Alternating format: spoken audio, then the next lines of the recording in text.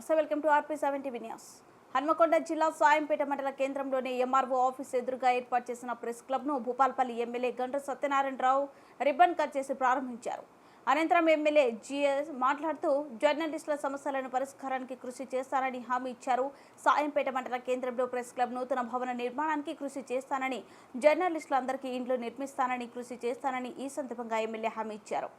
Press club స్థలం ఏదైతే ఉందో ఎక్కడ వీలైతే అక్కడ స్థలం ఏర్పాటు చేసి శాశ్వత భవన నిర్మాణం కొరకు కావాల్సిన సహకారం ఉంటుందని ఈ సందర్భంగా నేను తెలియజేస్తున్నాను. అయితే సోదరులు, కొంతమంది ప్రెస్సులో మనం ఈరోజు వాస్తవమైనటువంటి విషయాలను మనం వెలికి తీయాలి. ఇప్పుడు ఇండ్లు అనేది పేదోనికి మనకు అవసరం. ఇళ్ళ స్థలాలు కూడా పేదోళ్ళకు ఇళ్ళ స్థలం లేకపోతే మనం ఇళ్ళ స్థలం ఇవ్వాలి.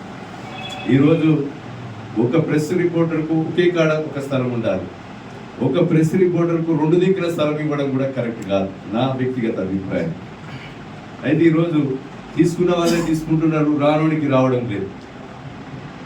ఈరోజు ఆ విషయంలో కూడా నేను పూర్తిగా బాధ్యత తీసుకొని ఎవరికైతే ఇళ్ల స్థలం లేదో ఆ ప్రభుత్వ స్థలం ఇళ్ల స్థలంతో పాటు ఆ ఇల్లు కట్టించే పేదవారికి ఇల్లు లేకపోతే ఖచ్చితంగా మొదటి విడతలో ఇల్లు పెట్టించే కార్యక్రమం కూడా నేను తీసుకుంటాను.